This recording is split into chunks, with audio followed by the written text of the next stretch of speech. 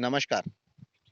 अगले श्लोक में भगवान कहते हैं, तद बुद्ध्यस्तदात्मनस्त निष्ठास्त परायणा गच्छन्ति पुनरावृत्तिम ज्ञान निर्धूत कल्मषा।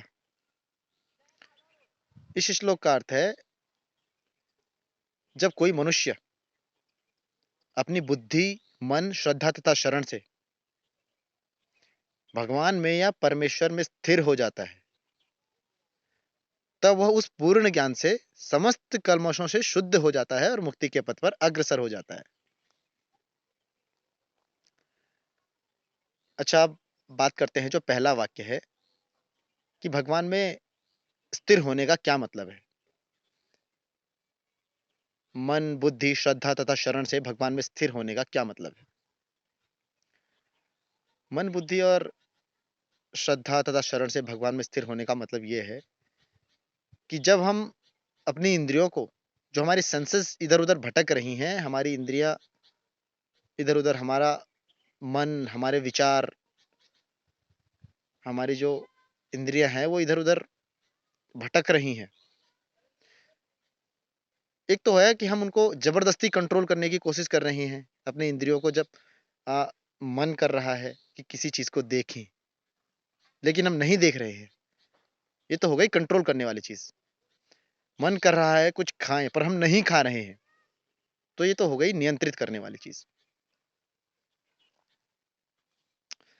लेकिन एक ऐसी दशा भी है जब हमें अपनी इंद्रियों को या अपने मन को या अपनी बुद्धि को नियंत्रित करने की आवश्यकता नहीं होती, वह स्वतः नियंत्रित हो जाती है।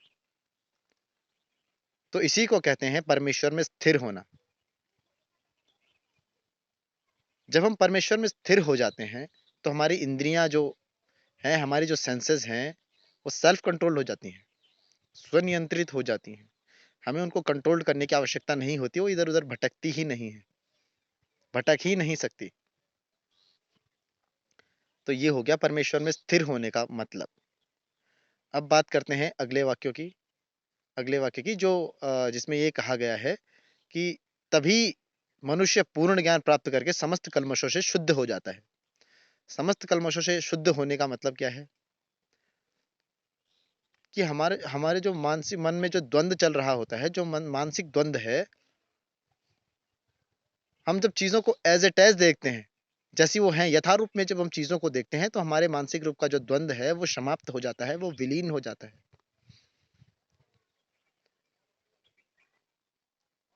जब हम किसी भी चीज के बारे में कॉम्प्लिकेटेड होते हैं तो हमारे मन में द्वंद होता है। तो चीजों को एज इट एज देखना, जैसे चीजें हैं वैसे चीजों को देखना, बहुत सिंपली रूप में चीजों को देखना, तो वो जो मानसिक द्वंद है वो जब समाप्त हो जाता है तो उसी को भगवान ने कलमश की शुद्धि कहा है। समस्त कलमशों से शुद्ध हो जाता है, वो जो समाप्त हो जाता है। अब बात करते हैं, अगले वाक्य में भगवान ने कहा है कि तभी मुक्ति के पथ पर प्राणी अग्रसर होता है। अच्छा, अब मुक्ति क्या है। कई सारे लोगों के मन में बहुत सारे कॉन्फ्लिक्ट है कि मुक्त होना मतलब हम अ, संन्यास ले लेंगे या साधु महात्माओं की तरह जंगल में चले जाएंगे, साधना करेंगे, तप करेंगे, यज्ञ करेंगे तो हमें मुक्ति प्राप्त होगी मरने के बाद। नहीं, मुक्ति का मतलब है जब आप अपनी आत्मा को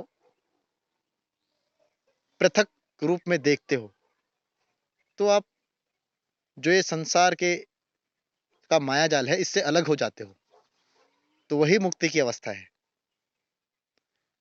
वही मुक्त होना है। आप बंधनों से छूट जाते हो, आप अटैच नहीं रह पाते उनसे।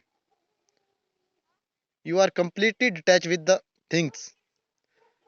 थिंग्स हैं या रिलेशंस हैं या जो भी चीजें, आप उनसे कंप्लीटली आप अलग हो जाते हो, आप पृथक हो जाते हो at the level of the mind, मानसिक स्तर के आधार पर। यही भगवान इस श्लोक में समझाना चाहते हैं। आज के श्लोक को, आज की बातों को यहीं पे विराम देते हुए नमस्कार, मिलते हैं अगली वीडियो के साथ।